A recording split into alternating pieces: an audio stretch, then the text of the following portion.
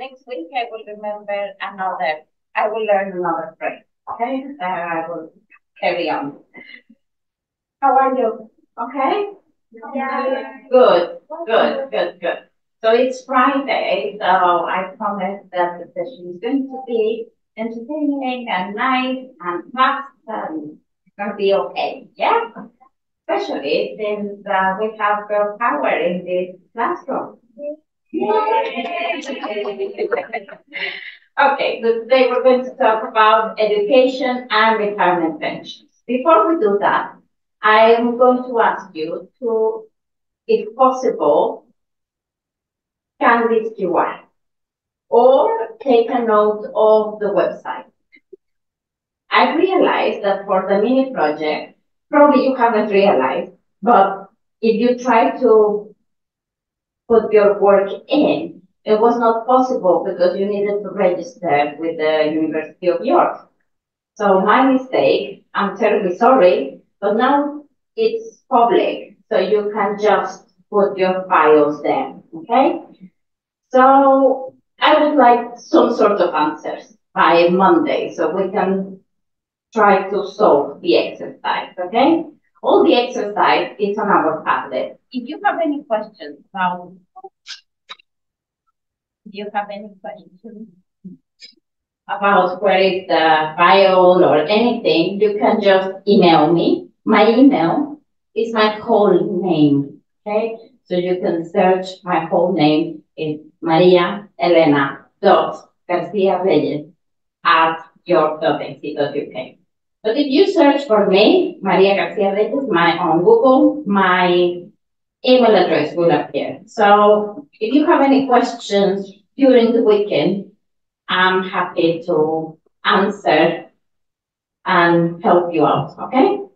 So with that in mind, we're going to talk about education and pensions. So there are human capital approaches.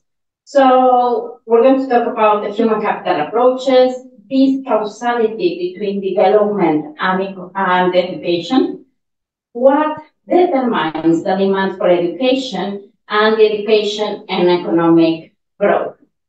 So this is the only topic, like health increases economic growth, but education is for sure, okay? The correlation is incredible. So it really helps economic growth. So to start with, I'm going to talk about primary and secondary education that are compulsory up to the age of 16. And primary education goes from 5 to 11, secondary from 11 to 18. So that's compulsory in the UK. The systems of primary and set are mostly publicly funded and publicly produced. In many countries, it happens something very similar. I think in Indonesia it's compulsory up to the age of 16. Am I correct? 16 or 18? Huh? 18? 18. So more or less the same. So compulsory. And remember when we were looking at insurance, and we said that there was a problem with asymmetric information and the government had to make it compulsory entry. So this also works here due to asymmetric information, and we're going to see it in a little bit. So it's compulsory. So we make everybody go to school. Now, one of the issues that we have with education is that good educational outcomes depend not only on the quantity of education or the quality of education, but there is evidence that other things influence education. Which things? Parenting, okay? So if your parents made you go to school, that's a good thing. But there are some parents that don't make you go to school or don't help you with the homework. So parenting is very correlated with good educational outcomes. Another thing that is important for education, for good educational outcomes, is also income. And this is a shame. So the higher income your parents have, the better you're going to do at school, especially at lower levels of education. Okay, they also depend on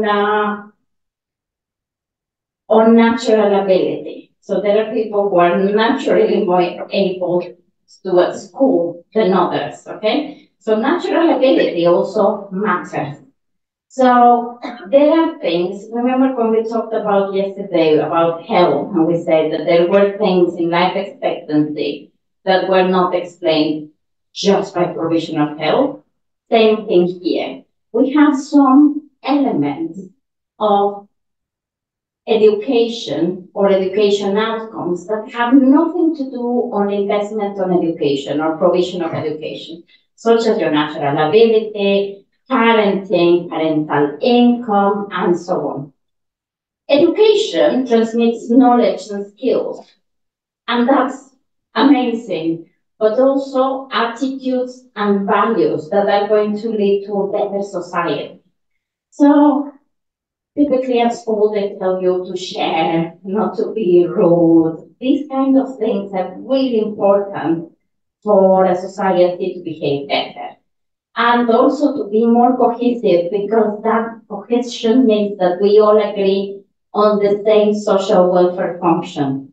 We all have more or less the same values, and that is important. So those are some of the effects of education. Now, some of the issues, the same way with health, is with education, sometimes we cannot measure the output. In many studies in labor economics and in education, we measure years of education. So how many years have you been at school? So how many years have you been at school, more or less? So let's think, when you were 5, more or less, and you're about 20, so about 15 years. And for me, I have been in formal education for over 28 years. Okay, so, but the years of education don't correlate with output, okay? That doesn't mean that, wow, you're amazing. It just means you spend a lot of time learning the same things. Another issue with measuring educational outputs is that sometimes we rely on test scores, okay? So we see how well you are doing by a test. And a test not necessarily measures knowledge. It sometimes measures how good you are at tests. I have many students that are incredibly good, but when it comes to the test, they panic and they don't perform as well as they should. What a shame. So outcomes and measuring these test scores, and test scores are not always good measures of educational outputs. Another thing is that teachers concentrate on maximizing test scores. So I don't know if you have ever felt that your teachers, obviously not your lecturers, but your teachers are trying to make you outperform on a test, especially in secondary school, because how much money a school gets from the government, or even if it's private school, how much money they can get depends on how well they do on the test scores. So say a school, they say, we do really well because we send all our students to UGM because it's one of the best universities in Indonesia. And they score 90%. So what they're doing, they're maximizing the value of the test, not education. Okay, so that's a different thing.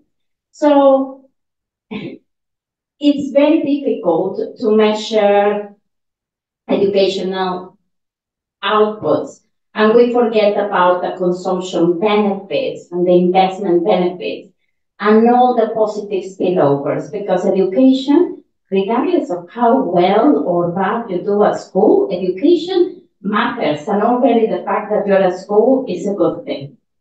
Another issue is that the education production function is problematic. I can measure very well the inputs. How much is the school? How much are the blackboards? How much are the teachers? How much are the assistants? And so on. But I cannot measure the quality of the teachers, correct? So that is another issue. So this education production function, and remember production depends on capital and labor, general. So usually I would be able to connect the points and have a production function, but I can't, okay? So how much capital and labor do I need in order to produce one educated student? It's difficult, okay? So this production function is quite difficult to specify. Moreover, education has diminished negative effects. So if you think about the production function and you start with years of schooling, you increase a year of schooling and productivity is higher and you read and write and it gets better. And then you can do adding and subtracting, even wonderful. And then you go to secondary school and you know about history and this and that and that. Excellent. And it keeps increasing your productivity. But there is a point, especially higher education, that it doesn't increase your productivity. Okay? We're going to look at this. You satisfy your utility function because, believe it or not, you like being in a classroom. You derive utility from it. And you know you're going to have higher earnings in the future. But not necessarily it's going to increase your productivity. A lot of my students, when I teach them mathematics, they say, when am I going to use this? And the probability is that they will never use it, okay? So when you do derivatives and Hamiltonians and anything your wildest dreams in mathematics, there is going to be a software that does it for you.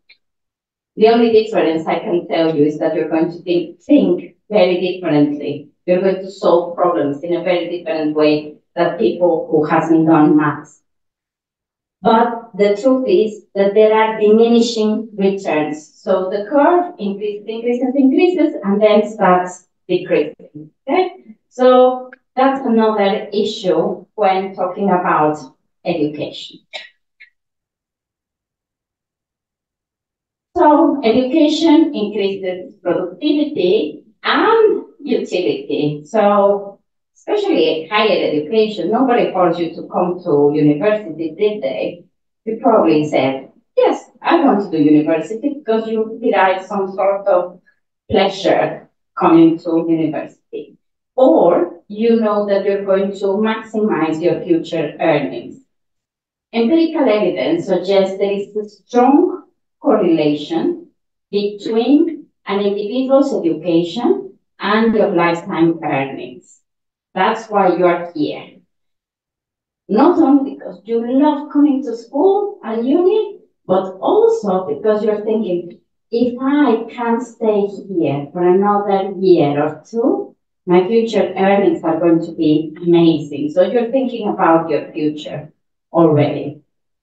So utility benefits from consumption component because you like it. And there are other non-monetary benefits that include your job satisfaction. So if you had left school at the age of 18, you would probably be working, I don't know, in a call center.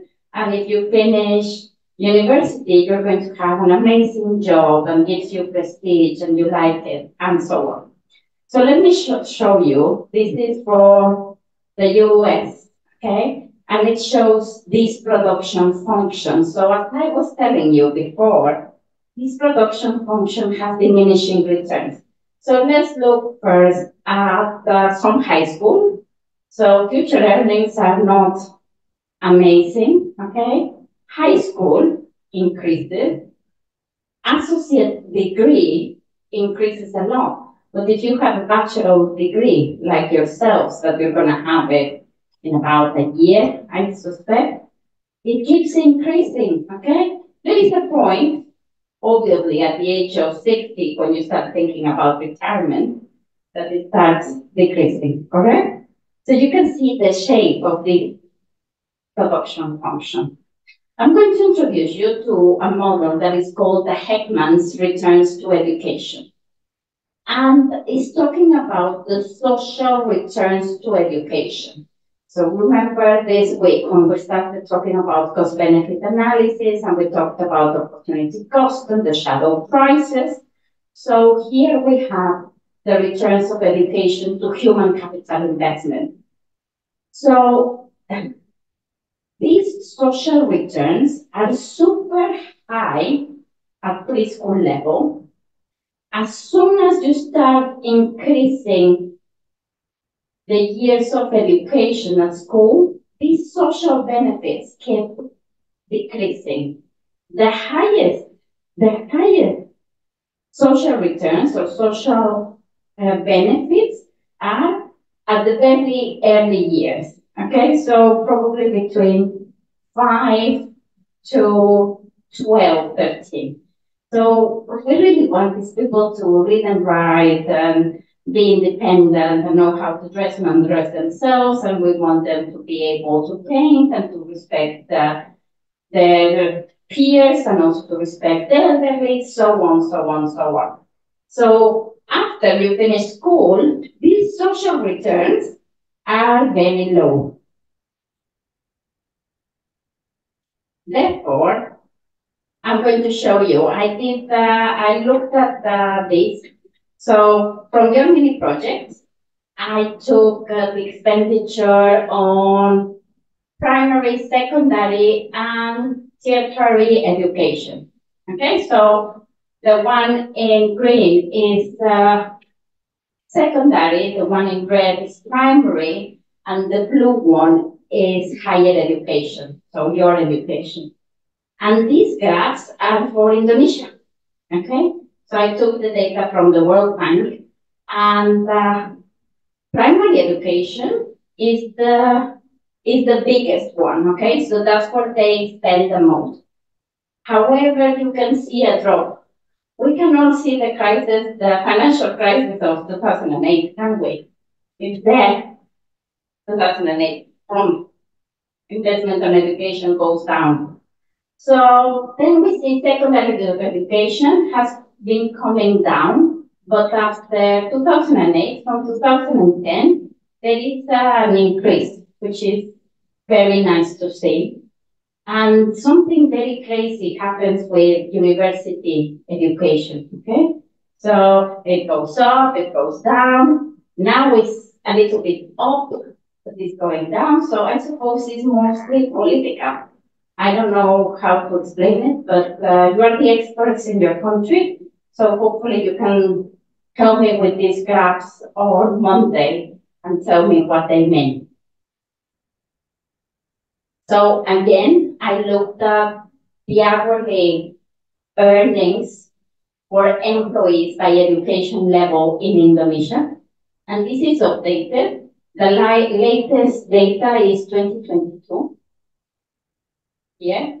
So if you just go to primary school, your expectation is to earn 11,000 rupees, okay? However, if you go to university, you get 32,000, okay? And these are hourly rates. They're not monthly, yearly, they are hourly rates. Now, let's look, and probably you can also explain on Monday what happened. So look, if you went to university in 2018, 29, and then you went to 29, 2019, the same, 2020 increased to 35, but then there is a drop, and it keeps dropping in between 2020 and 2022. So we can only wonder why is driving this change, okay? So the same happens for most of the items, okay? So there is a drop in earnings, and we don't know exactly why. Okay, This is a plot of 2012 in the UK for the type of degree. Okay, so future earnings by the type of degree. So the top ones, and it's not surprise, engineering and computer science and maths. Okay, they're the highest earning. The second highest earning are business and economics. So good job, right? So that means that you chose well, that your future earnings are going to be right at the top. Probably you should have chosen computer science, but who likes that? So that's a good thing. One issue with the decision of choosing a degree is the fact that you have humanities and arts at the very bottom. And that is a problem because students currently are making a financial decision based on the future earnings. However, we still need musicians and we still need arts and sculptures and architects and all of that. So that's something that we need to think about, okay? How to make incentives. So before you fall asleep completely, I'm going to ask you to join me on this activity as per usual.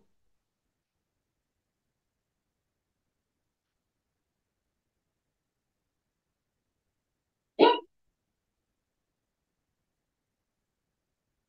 I'm going to wait until I have more than one person saying yay, so that we can do something. Yeah, excellent. Oh, wow. Okay, so according to the Heckman's model, what type of education should the government invest given the social benefits?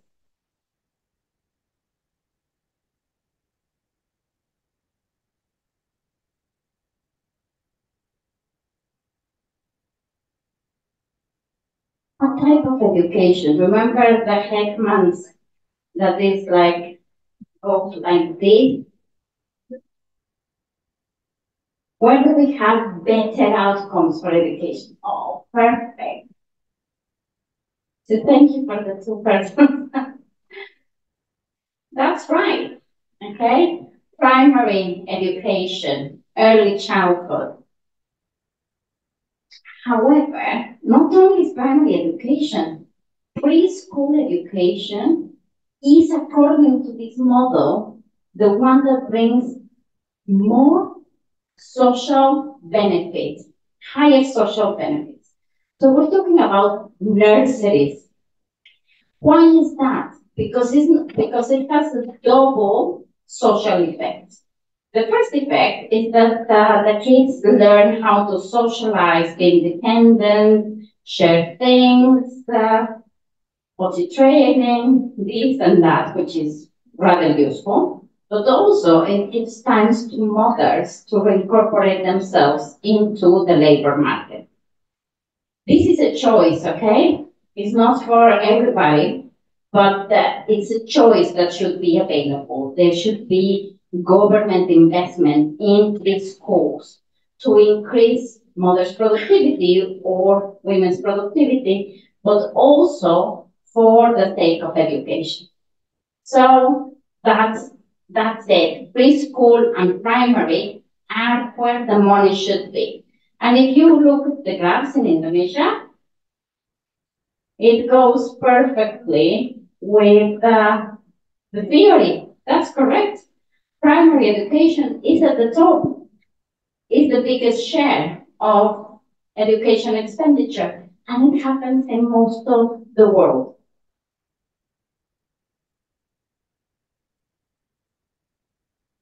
Now, my next question is, should government invest in higher education? Yes or no?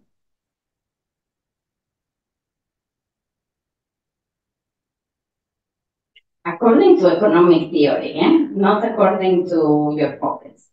According to or the pockets of your parents. The answer is no. The answer is no. the government should not invest in higher education because higher education has the lower social benefit. Who is benefit from being here at the university? You are. You and only you, because you are maximizing your future earnings. Okay? So yes, of course I would like, on top of having my education, I would like it for free, please. Yes, that's a free rider, okay? But no, the answer is that the government should not invest in higher education. That's the rationale for the programs that they are available. So usually when you go to university, you have to deserve it. So it could be a meritocratic type of system such that if by merit, if you are very good, then the government will give you a scholarship. If you're not very good, but you are able to pay, that's okay. If you are able to get a loan, that's very common, yes. Loans in the shape of also going back to work, okay? So you get your fees paid, but that means that then you have to teach, for example, and so on.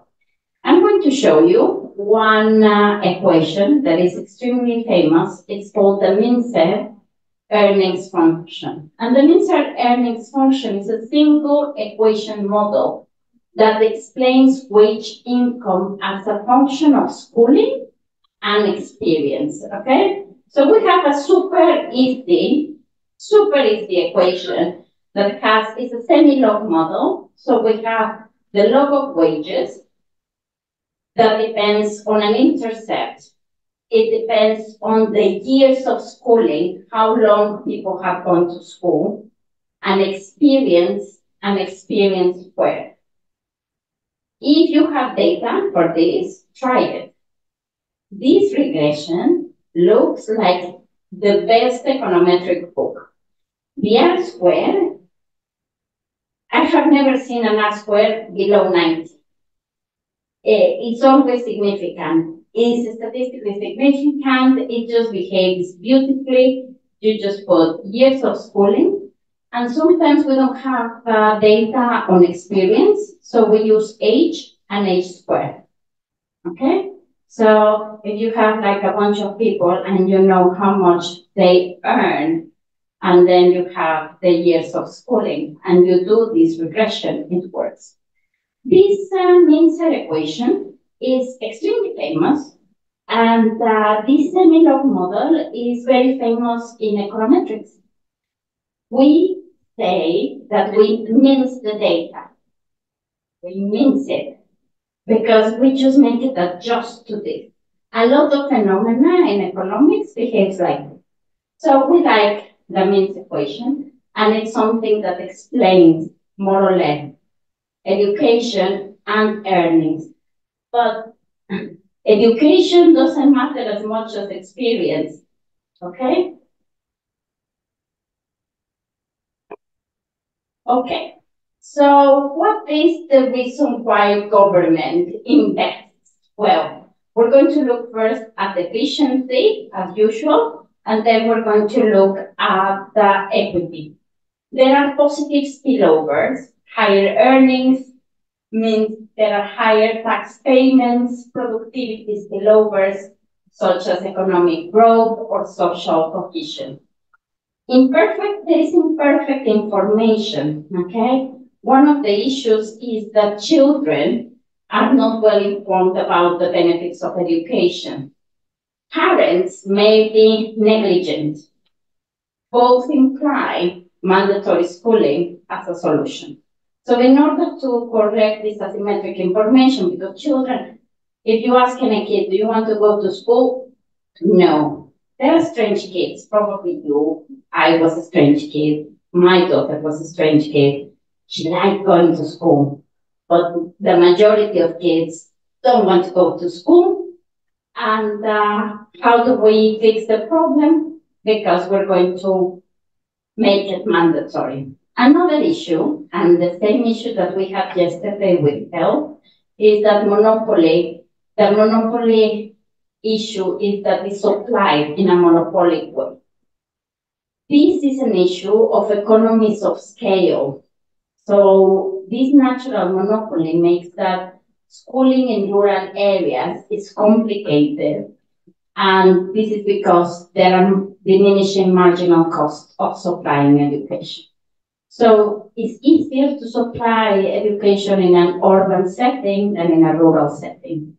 And due to the nature of the market being monopoly, a private school is not going to go to a rural area, is it? Because they're not going to make any profit. So who goes to the rural area? The government. It's economies of scale. That's the only way. Now, let's look at the rationale for government intervention based on equity. Education is a merit good, though this is more applicable to higher education.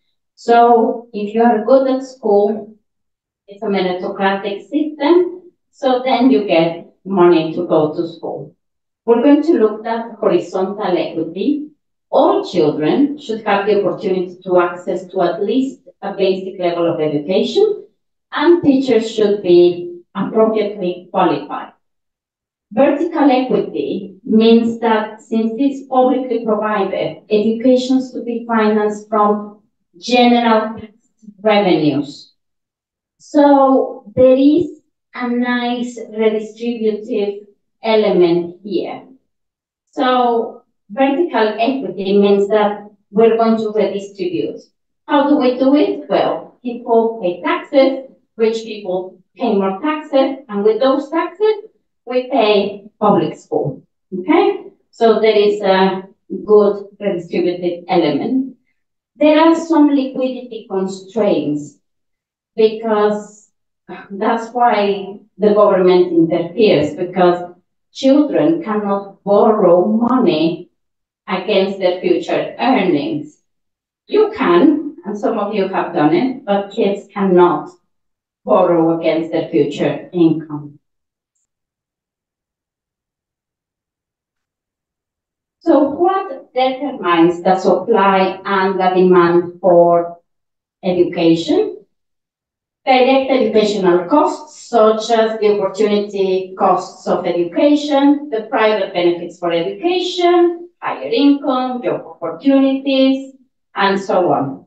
The demand for education is in reality derived for a demand for higher wage employment opportunities. So that's the demand, okay? And the supply of education is largely determined by a political process. So it's not only responding to the demand, but it's like, we're going to build schools in your area. This is a typical political propaganda story, no? I wish it was true, but not necessarily.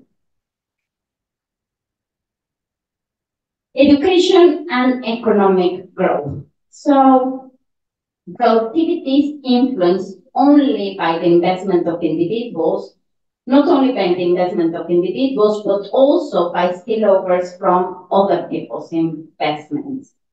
The policy implications are that public policy should shift the economy from the vicious cycle to a virtuous one by removing taxes on investment in schooling or by subsidizing school. There are other theories, such as the poverty trap theory, is that poverty makes it difficult for the individual to accumulate human capital. So say that you are in a poor household and the government gives you school, and that's all fabulous. But if you haven't had breakfast, it's very difficult to learn anything, correct? So it's complicated. So the fact that poverty doesn't allow you to accumulate human capital, the wage levels affect the incentives to acquire human capital. So you're not acquiring human capital because you want to, you're acquiring human capital because you think you're going to earn more money. And countries in the poverty traps do not attract human capital from abroad because it lowers the rate of return of new capital. How do we finance higher education? So I told you, or you told me that yes, the government should finance higher education. But according to the Hexman model, we don't. So how do we finance it? Usually it's a combination of public and private funding. Student loans are available in most countries, and these can be standard loans or income contingent loans. That happens in England. So in England, people borrow to pay their tuition fees, and they pay if and only if they earn enough. If they don't earn enough, they don't pay. So that is what we call an income contingent loan. Otherwise, you pay. Standard loans must be repaid, okay?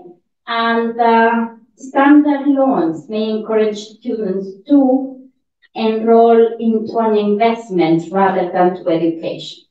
So if all the reason for you to go to school is your future earnings, you probably wanted to study history of art. How amazing. But probably your parents told you, that's not gonna make you any money. So you might as well do business and economics.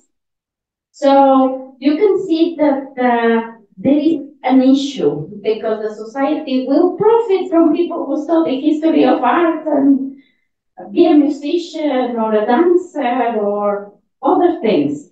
So you can see that some of the decisions are financial rather than following your utility function. A graduate tax also is a way of funding, and this may not be similar effect to the income contingent loan. Cost fees may be different by university and degree programs. Usually, a way to correct this problem of the market that you're going to choose business rather than history of art is corrected by the fact that the fees are the same for business than for history of art. However, one faculty covers the other faculty because how many students there are in history of art? Maybe 10. How many there are in business and economics? Maybe many. Okay? The costs of running certain degrees are higher. So if you're talking about the hard sciences, such as biological sciences or chemistry, or even to train to be a medical doctor, you have labs and you have equipment that is really expensive. So that also has an effect. Okay, so there are some distortions that we create by having the same fee for everybody, but it also helps correcting this asymmetric of information. Markets where there is asymmetric information work, and why? Because the side of the transaction that has superior information indicates the quality of the goods being sold. So you remember what we covered on the insurance markets in health? Yeah?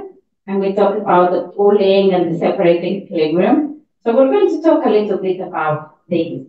And there are signals. So we talk about the Stiglitz-Rothschild model for insurance market, 1976. And we're going to talk today about the Spencer job market in 1973-74, more or less. He won a Nobel Prize for this paper, and this paper is still very relevant. So, the paper, I'm going to tell you the summary, and then I'm going to go through the maths, but I'm going to tell you the summary. The summary says that the firm wants to hire you, okay? And you have different abilities. Some of you are very good and some of you are not so good. So there are high ability workers and low ability workers. They cannot distinguish between what type you are. So if I ask you, are you a good student? You can tell me yes. And the next one, yes. How do I know who is good and who is bad? Well, I know because of the degree of education. So you are going to give me a signal. You're going to say, I have a degree from the business school at UGM, so I'm good. And this other person has a degree in history of art. Not so good. Okay? So it's a signal. It's a job market signal. Are you ready? Okay. So let's assume that education beyond a certain level is associated with higher levels of productivity, but it doesn't cost higher productivity. Firms want to hire high-skilled workers, but they cannot distinguish them. So let's look at this in different scores, okay? So my pointer doesn't work. But let's look at this in different scores, okay? Let's look at the indifference score first of the high ability worker. It's a little bit flat because the marginal rate of substitution is low. That means that for him to acquire education, for him or her acquiring education, is relatively easy, okay? They don't sweat. It's a good thing. It's when I leave you to do homework, they do it like this. Oh, I have finished the homework. I did it the first time when she left with the homework. I did it while I was watching telly. Wow, you know, high ability. So this indifference curve is a little bit flat. The indifference curve of the low ability worker is a little bit more steep. Okay? Do you remember we saw that when we talk about insurance? Yeah? More or less the same. Okay? So these are the different curves between education and wages. So, in the same way as we have when we have perfect information. So imagine that the firm knows exactly, and I know exactly that you guys are high achievers, okay? You are quite quality workers. And you guys, and I'm not saying anything about you, that's just random, you're not so good, okay? So you are low ability workers. And I can distinguish you perfectly. So what would I do? Oh, how brilliant. I'm going to give two contracts.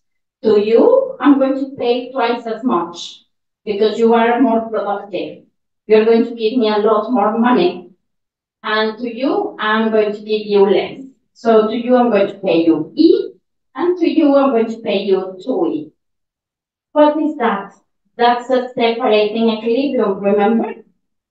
It's separating because I'm able, but that's perfect information. In reality, I don't know. As a matter of fact, I can see the guys at the back and they're saying, these girls are not so good, we are better. Okay? How do we know? How do we know? Well, workers in general are going to give me a sign, a signal. And this signal is education.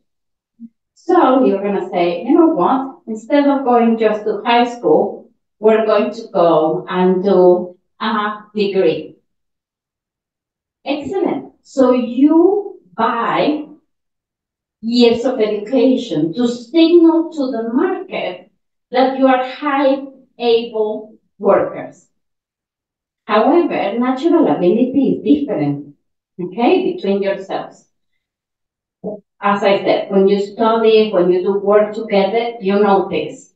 You know exactly for whom this is very easy and for whom this is really hard work.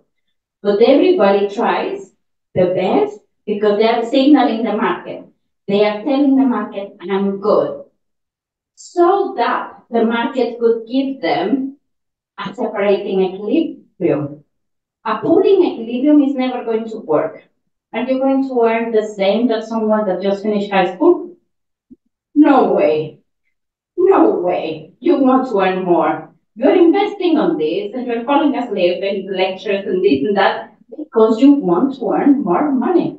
You want to tell them how good you are. So this separating equilibrium doesn't work. You need another type of equilibrium. So are we ready for a question? And this is a competition because you're good and you're giving a signal to the market that you're good. So tell me how good you are, okay? 11, okay. Can you present it?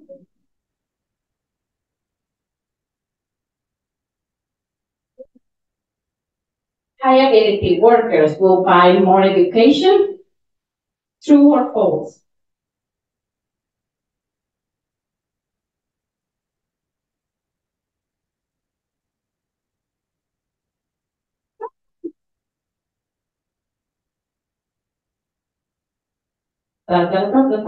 Democracy works again. Yes, it's true. High ability workers will buy more education, and this education is not so costly to them. You are not worried about the costs. And by costs, I mean the effort that you put on because you are too good. So coming to university is going to be an effort, yes, but you are not worried because you are good. For some people, it's very costly because they are doing the sheepskin effect. They are not so good. But they said, I'm going to enroll into university because I'm going to show that I'm high quality worker. So they suffer. Okay, they suffer during university. There is always someone that is like crying and thinking, gosh, this is going to be hard. Okay, but in reality, that's what happens. Excellent. Oh, Pinky, what a good name.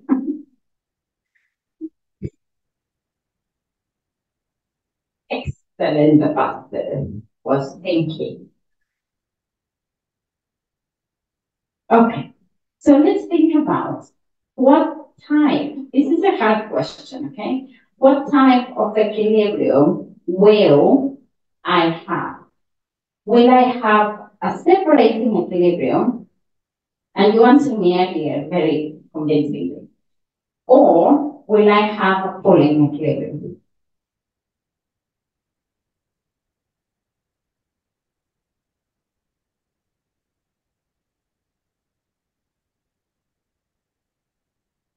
Perfect. Perfect. Thank you very much. Yes, it has to be a separating equilibrium. I don't want to earn as much as a high school student. No way. Now, can you describe the sheepskin effect? Is there a sheepskin effect? And can you describe it in 10 words?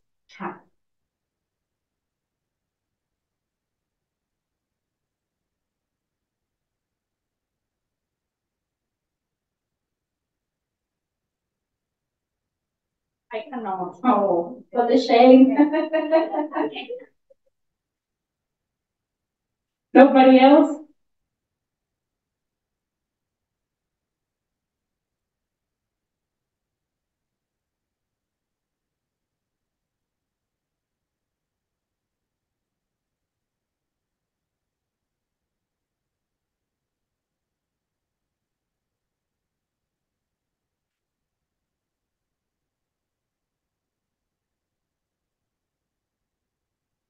Okay. Getting a degree in perceived worth is part the actual skill level. That's excellent. Whoever did that, give yourself a little walk. Excellent. Pretend to be something that they are not. Yes, that's also correct. But I think in this context, that's super good. getting a degree. So it doesn't matter your level, how good you are, you have the degree. So you go to the employer with your diploma, pay me twice as much as the others because I have it. I have the signal, okay? Someone with degree and more income than those who don't? Yes. Someone with low productivity disguises as having a high degree. You have to have the degree, okay? You cannot just disguise and say, oh, I printed in my house a diploma from UGM. It's not going to work like that, okay? People with better academic degree earn more than who people that don't, ceteris paribus. That's correct. Which in fact refers to a phenomenon observed in economics. It describes the situation where having a complete academic degree leads to a significantly higher income compared to someone who hasn't. That's brilliant. I don't know if it's from Google, but it's also very good. Okay. It sounds extremely professional, but well done. I like it.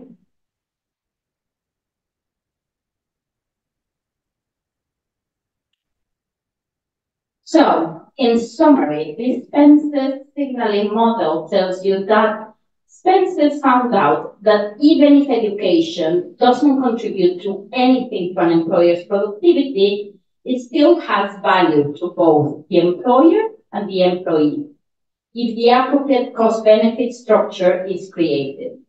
Good employees, high-ability ones, will buy more education in order to signal that higher productivity. The increase in wages associated with obtaining higher education creates incentives for the sheepskin effect, and the sheepskin effect can be observed empirically in the wage differences between dropouts versus completees with an equal number of years of education. So you can see who pretended to be high quality by comparing those ones who drop out, okay? So to finalize, we're going to talk about education and poverty. According to the World Bank, a typical family head requires at least a high school diploma to make a significant dent into poverty. Poverty rates are 25 to 40% points lower among families headed by high school graduates compared with those whose head has not completed primary education. It makes sense, no? So if you look around and you look at poverty and you look at someone as a family and the head of the family has at least high school, is not as poor as someone who hasn't gone to school, correct? Only a college education secures an income level that makes sense meet. In almost all countries, less than 10% of individuals are in poverty when the family is headed by a college graduate. So the probability of falling into poverty when you have done your graduate degree is really low. According to the UNICEF, also contraceptive use is 4 times higher amongst women with secondary education than on women with no education. An example from Angola, schools were plagued with overcrowded, multi-age classrooms, teachers shortages, and inadequate learning materials and infrastructure. A reason why extreme poverty is a problem. So millions of children do not attend school for reasons ranging from poor water and sanitation to inability to pay for school bills. Nearly a third of children from the ages between 5 to 14 are working. Remember, we looked at the child labor? Okay. Why also we looked at the education? Remember, is part of the Human Development Index and is part of the Human Poverty Index, is one of the Millennium Goals for 2030. One of them is to achieve universal primary education. net enrollment ratio in primary education, proportion of students starting grade 1 who reach at least a grade of primary education, and literacy rate of 15 to 24 years old of women and men. So this is some of the Millennium Goals, okay? And this was up to 2019, okay?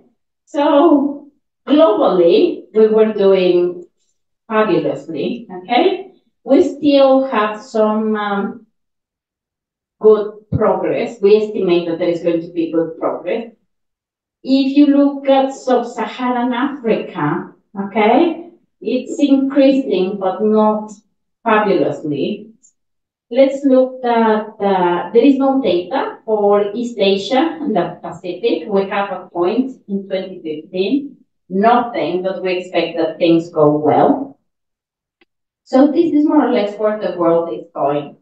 Now, let me show you that unfortunately, we are not doing very well as the world, okay? The worst shock of education in the world happened in this crisis of COVID, okay? But even before COVID, the world was facing what we call learning poverty, with nearly 6 out of every 10 years old in low and middle income countries suffering from learning poverty. That means that they were unable to read and understand a simple story. So look at the graph, and we only have 60% are proficient and 40% are learning poor. If you look at the headcount ratio of poverty in the world, it's around the same. So it correlates very well, poverty and education. If you have people who are not educated, the probability that they are going to be part of the poor is very high.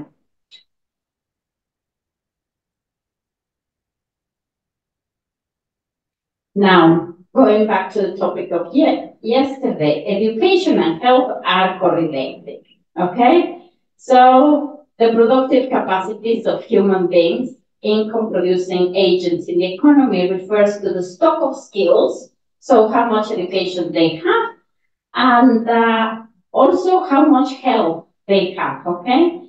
So health capital returns investment to education. Healthy children are able to learn more at school.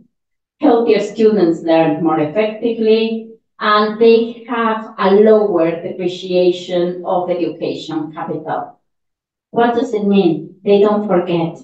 Okay, so if you send the kid to school and he's healthy, he might remember it the week after. Okay? For example, students have low memory, okay, or it's so said that they have low memory. So that's why I constantly go back to the topics that I have covered. And only when I mention it, I can see some faces that say, yes, we talked about this. Oh, yes, this was because of that. So education and capital returns to investment in health, such as basic hygiene. So at school, we also teach health, basic hygiene, sanitation, public health are learned at school. So that is something that correlates very well. Initial investments in health or education will lead to a stream of higher future earnings. Now, there is a significant market failure in education and in health. That's why we require the government to interfere. Incomes are linked to a level of education and health, but increasing income is not enough. So look at this. The demand for calories among low-income people is between 0 and 0.5. Okay, so caloric intake. So yesterday we were looking about stunting and overweight and wasting, yeah? So we said that there was this high increase in consumption of calories.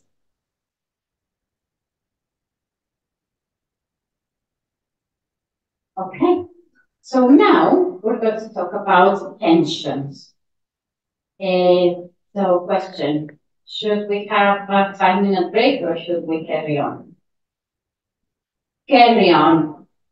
Okay, so we're going to talk about pensions. So, Reg, a little bit, forget about education.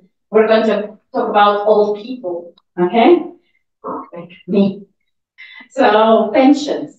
I'm going to give you a little introduction. We're going to talk about financing pensions. So there are two systems in the world. One is called the pay-as-you-go system, and the other one is the fully funded system.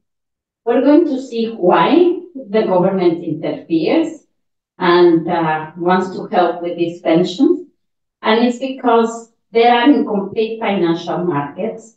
There is uncertainty about your life expectancy, but also something complicated that is called the hyperbolic function.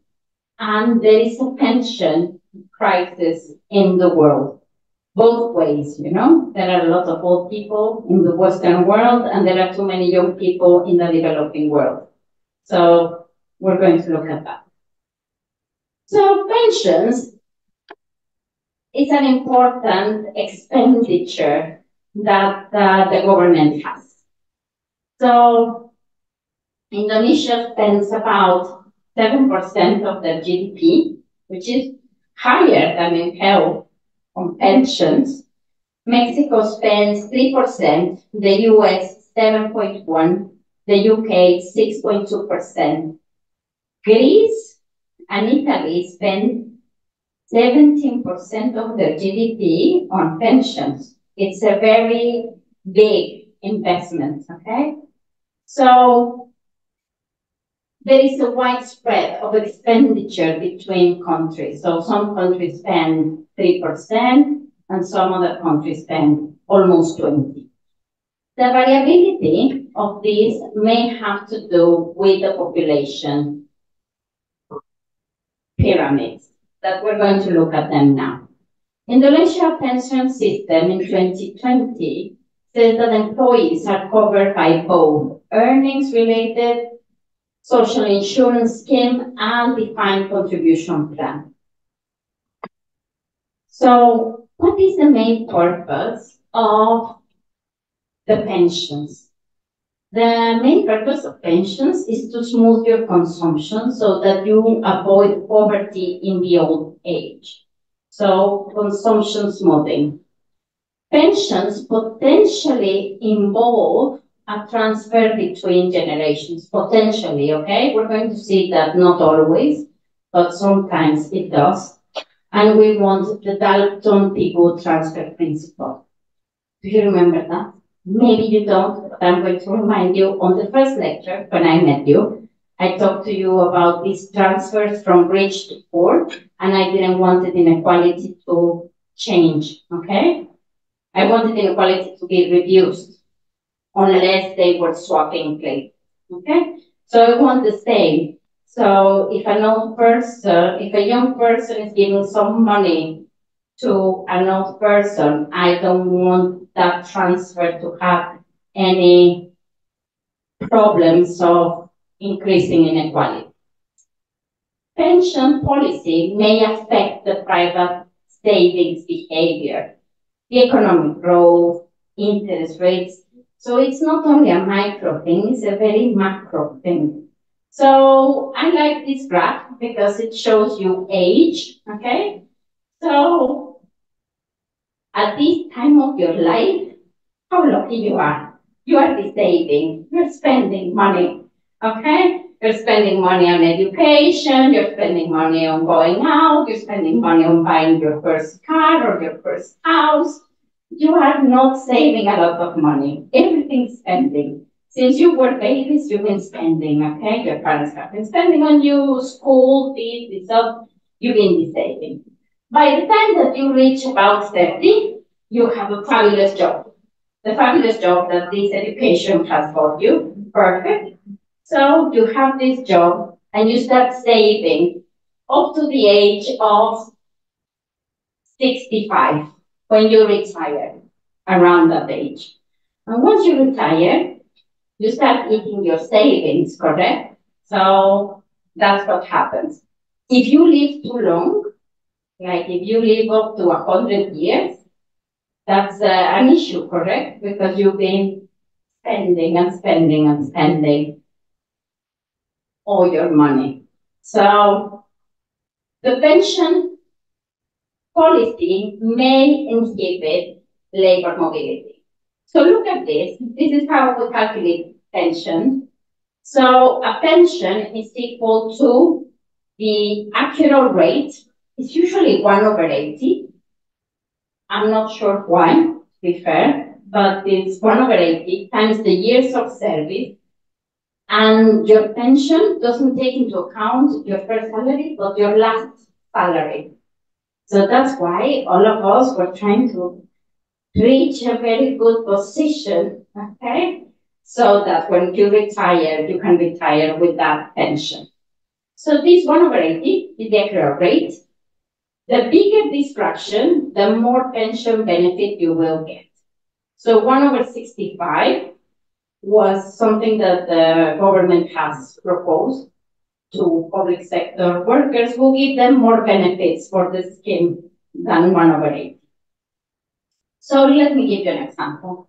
Say you're working somewhere and after 20 years, they increase your salary from 100 to 200. And then after 20 years, you've been working 20 years and they increase your salary. Then they increase your salary again for 400 pounds, okay? So if you stay in the same job, your pension will be 1/80 times 40. These are the 40 years that you've been working, times your latest salary. That's 200, correct? However, what if you change jobs? If you change jobs, it's an issue because even if you end up with the same final salary, if you change jobs after 20 years, they calculate this hit and then this other part with your last job. So that gives you 150. And that's why mobility, labor mobility is not very common. Think about your parents or maybe your grandparents, okay? Think about them. You think, why is my dad working on the same job always? Well, this is one of the reasons he's probably protecting his pension because he knows it's not worth it, okay? So if you're going to try several jobs, do them when you are disabled, maybe, or very early in your careers, okay? But once you find your dream job, stay there. The pension crisis is regarding the aging population. In a developing nation, the youth dependency ratio is about 40%. And in a developed, is about 20%. Workforce in developing countries most support twice as many children and elderly as it does in the wealthier countries. So let me show you some graphs. Let's see how they look.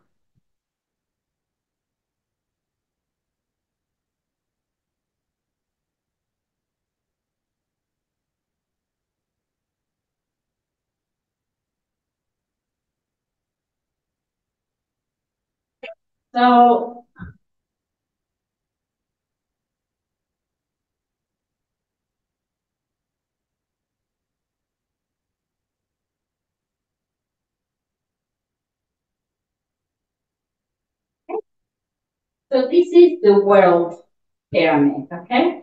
So this is a projection, okay? So let's go to 2024, where we are 8 billion, okay? So this pyramid looks relatively nice, okay? Let me go. Let me show you how Indonesia is doing. Okay, so also seems like a relatively nice pyramid. It's a little bit flat, no? On this, can you see that there are less children now? The base of the pyramid is not so healthy. It's a little bit, it's like you're playing Jenga, okay? It's not so healthy because there is a decrease in fertility rates, okay? Okay. But it looks relatively balanced, men and women, more or less the same. Okay. Let me show you Mexico, how it looks.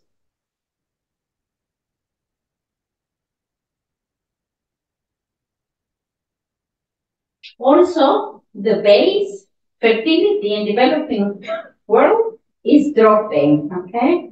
But you can see it doesn't look terribly bad. Let's look now at the United Kingdom. Okay, so the base is super weak, correct? So if the young people are supposed to pay for the older people, problem, no? Bit of problem. Okay, let me show you the US. Not so bad as that. Let's look at Spain.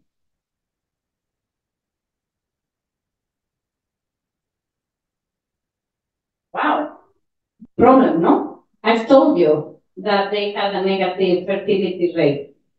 Okay, so it's a bit of an issue. Let me show you, but also look at the graphs, okay? This looks like normal. If I looked at the United Kingdom, it's like a log normal. Okay, so let's look again at Indonesia. I think it looked like a log normal, I think. Oh, sorry, not India, Indonesia. Okay, so let's now, I want to show you a very particular case, okay? I want to show you Bulgaria. It's a little nightmare. The pyramid doesn't look like a pyramid, does it? And let's look a little bit at the graph, because it's alarming. And this is due to immigration, okay? So they're all leaving the country. They don't like it anymore. So it's going down, down, down, down, down. Shocking, no? What about Japan? Let's look at Japan. Oh, Japan. What a good country, yes. Japan has another little issue, doesn't it?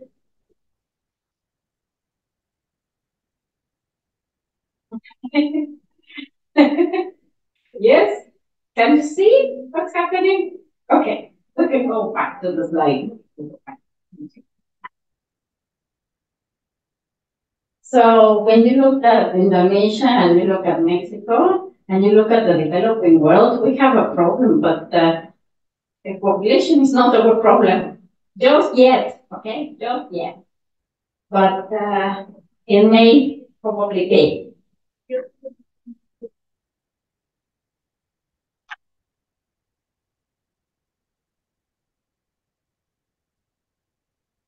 So again, looking at these dependency ratios, South Africa had the dependency ratio in 2001 of 57.5.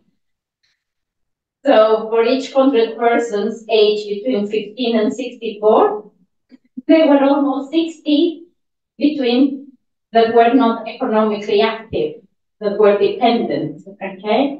Look at the UK or the US, also a bit of a problem, and the projections for 2030 and 2040 are not amazing. I looked at the train dependency ratio in Indonesia, and it's bad news, okay? This doesn't look amazing. The dependency ratio in 2010 in Indonesia was 50, which is super high, no? And mostly it was young people. But as we said, fertility keeps decreasing. So what's happening? It's dropping this. It's quite good that the dependency ratio is dropping. This means that for 2020, that for each 100 people who are working, there are almost 50 who are not working. That's complicated, no? That's hard. Now, here, by 2030, you are going to have that the dependency ratio is more based for, you're going to have a lot more old people, which is going to put pressure on the pension system. And eventually, that the dependency ratio is expected to increase. The solution, the obvious solution is not nice. That you drop fertility, but that will make the base of your pyramid really weak. Or you increase mortality, which you don't want to do. Correct? So it's just how to manage this and how to create a pension system that works. So this graph was published in 2004, but it's just a good graph of what a developing country looks like and how a developed country looks like. And we saw it in reality, and they do look like that, don't they? Okay, so there are two types of pensions. We call it the pay-as-you-go and the fully funded.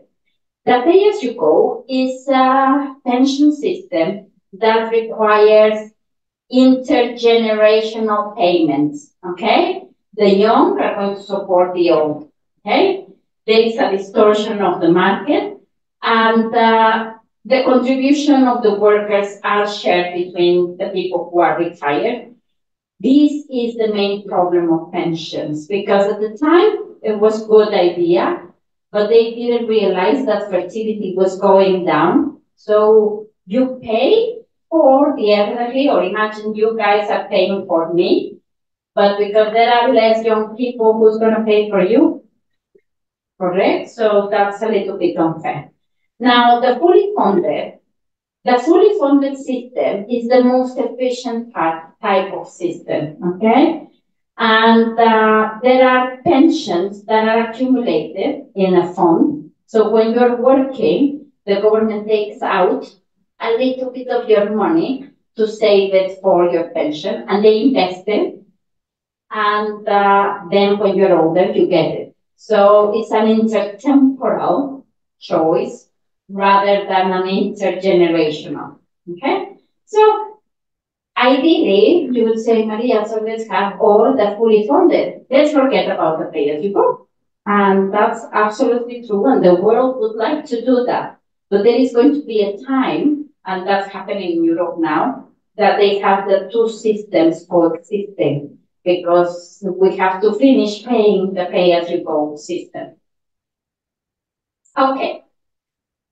Under a pay-as-you-go system, we are going to have the following, okay? We're going to have the average pension, beta. So look at the formula. We have beta, that's the average pension. R is the number of retired people, and that should be equal to tau, that is the average social security contribution of each worker times the total employment, okay? This intergenerational transfer of the young. Assuming that the population is growing at the rate of n, you would expect that E, the number of employees, are equal to 1 plus n times R, okay? So the first equation, if I substitute, turns into D. Can you see?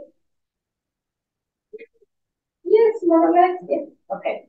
So the social security tax paid by an individual when young earns an interest rate of n before being returned as a pension when the individual is old. Okay? So under a fully funded type of pension, instead of having the natural growth, okay, of the population, we have an interest rate R, correct? Yeah. So then you have this fully funded system.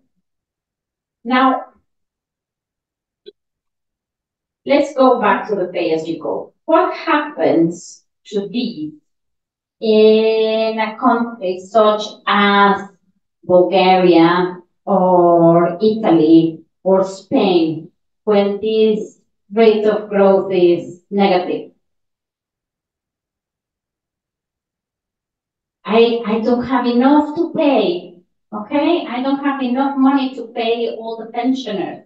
That is the issue, okay? Because the amount of money depends on the natural growth, okay? Now, here, it seems that it's a lot more efficient because it depends on the interest rate. So, a fully funded system is a system that forces you to save because usually we don't save as much as we should, okay? And that's one of the reasons that the government interferes. Okay, so I'm going to show you my slides, but before I do that, let's think about this hyperbolic discount rate, okay? So an individual has an utility in the first period, utility C1, okay? This is my utility today. My utility tomorrow is my utility C2 times delta, that's my discount rate. So how much do I prefer to consume today than tomorrow, okay? Times beta. And beta is going to be the hyperbolic discount rate, okay? So this beta. And then on the third period, I have my utility on the third period times delta squared, usual, and then beta. My constraints are that my consumption today plus my savings today should be equal to my wages or smaller. Yes? Makes sense? My second constraint means that in my second period, my consumption tomorrow plus my savings tomorrow should be less or equal than my wages plus the interest rate of my savings on the previous period. Make sense? Yes. Okay. And the third restriction is that my consumption on the third period should be, I'm not working anymore, okay? Should be equal to my interest rates on my savings on the second period. Correct? Okay. Are you ready? Put Adobe. My video. I wanted to be perfect. Okay.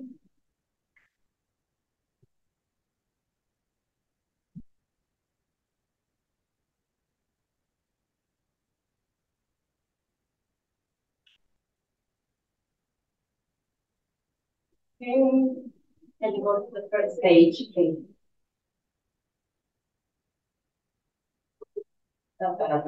Okay. So what do you have here? So I show you the utility functions and the constraints, correct? So I can have a Lagrangian, okay, with my consumption today, my consumption tomorrow, and my consumption the day after tomorrow, yes, as we define it, the utility function, minus all my constraints.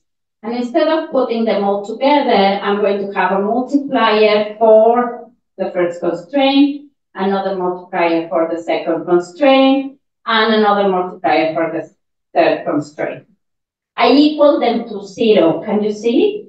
So what do I do here is that my consumption today plus my savings should be less or equal than my wages. Yes? And this, you said you were happy with it. Yes? And this one. Okay. So I'm finding my first order conditions. How many first order conditions do I find? I find 5, okay? 1 for C prime, C1, 1 for C2, 1 for C3, 1 for lambda 1, lambda 2, lambda 3, okay? So I do my first order conditions equal to 0. You can do them by yourselves because you are too good.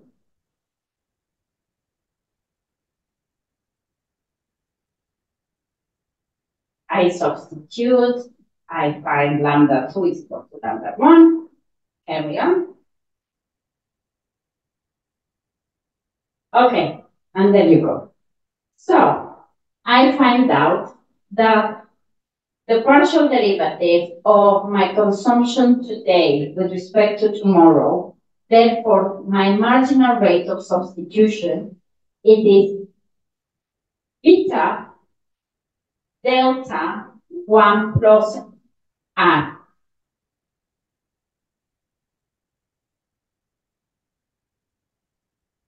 No. Okay. So that means that I'm saving too little on the first period. Why does it mean that? Because all of these should be equal to delta 1 plus R. The issue here, what you should concentrate on is the value of beta. If beta is equal to 1, fabulous, okay? There is no hyperbolic discount rate. It means that I'm saving as much timing, which is delta 1 plus I, okay? My discount rate time. But as it happens, beta is less than 1, which makes it hyperbolic. So I'm always going to be carrying a problem. And the problem is that in the first period, I don't save enough. When I take the second derivatives, if I carry on, I will find out that on the second period, I have panicked and I save more, okay? But I still carry out my savings from the first period. And that's why the government needs to interfere because they figure out there is not enough money, that if they leave it to us, our way of saving is hyperbolic. And this hyperbola means that we don't save enough. We go back to the slide.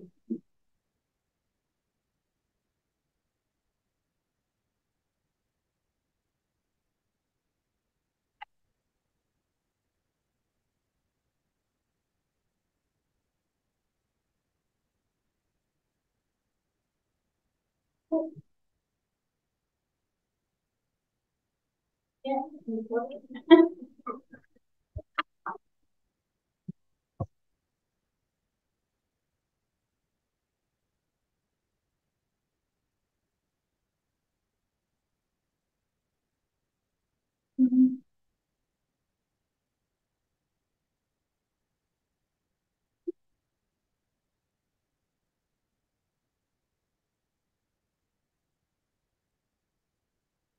Yes. So this is the Lagrangian that I showed you, okay? These are the first order conditions. Here is a little bit more tidy, so you can see it, okay? So if you solve this, okay, and it's in your lecture notes that you have hopefully access to, that means, and look at the top part, that means that beta delta 1 plus R is less than delta 1 plus R. So can you see that beta has all these discount rates, type hyperbolic thing? It's really making an issue. In the second period, you save enough, so that's relatively okay. But in the first period, you don't. So that's one of the reasons that the government interferes. Another reason why the government interferes is because there is uncertainty regarding your life expectancy. So we know in average that people in Indonesia live up to the age of 70, yes? And in the world, so 72 around. So but that's an average. So if you think about your grandparents, they're probably a little bit older and they have already exceeded life expectancy, which is great, but you don't know for how many periods you have to save, okay? So imagine I'm considering retiring and I'm thinking, oh, should I retire? But is it going to be good? Because I don't know how long I'm going to last, you know? So if I spend the way I'm spending now, maybe I should not retire just yet. So these are the kind of things that you consider. There are incomplete financial markets. And the complete financial markets make an argument for not using the fully funded but the pay-as-you-go system. If you consider a simple overlapping generation model in which each generation is endowed with one unit of consumption good when you are young, you would say it perfectly makes sense to have a pay-as-you-go system. However, in the world, fertility is decreasing. The incomplete financial markets mean that all people want to save for their retirement, but the problem is there is no one who is willing and able to borrow. By imposing a 50% tax on young people and transferring the proceeds to old people, the pay-as-you-go system generates a Pareto improvement. So in terms of economics, it's always Pareto, which is very efficient, but it's not very fair sometimes. There is also this fact of this incomplete financial markets is the fact that we have you covered game theory and the prisoner's dilemma? So if we have person one who wants to contribute, is playing the game, contribute or don't contribute, and person two doing exactly the same, the Nash equilibrium of this game is to not contribute. Okay? So that is the problem with pensions. We really don't want to save and we don't want to contribute to nobody's pension because it's not that you are looking after your children, you're looking after people you don't know, correct? So that is, this anonymity makes it a lot harder. So the Social Security reform in response to the pension crisis is to increase the retirement age. You've heard about that, no? All the countries are increasing their age. So we used to retire at the age of 60. Then men retire at the age of 65 and women at the age of 60. Now they made it to the age of 68 and they're going to increase it to the age of 72. At least that's in the UK, no? And if you work as a lecturer when you're 72, I'm going to need a wheelchair. So I don't think that's very good. They decrease the value of the real pension payments indexed to CPI and not wages. They increase the dependency ratio that puts pressure on the pay-as-you-go system. So the idea is to move towards a fully funded system.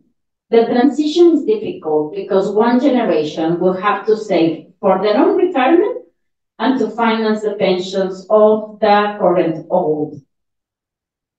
We need to encourage private savings for the own retirement, and that includes tax deductibility of superannuation contributions, and also increase immigration.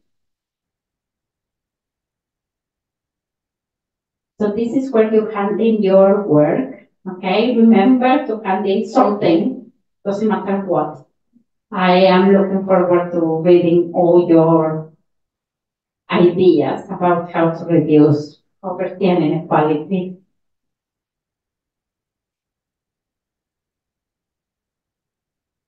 If you don't find this, just copy bit.ly 3T or take a picture of that. Yeah.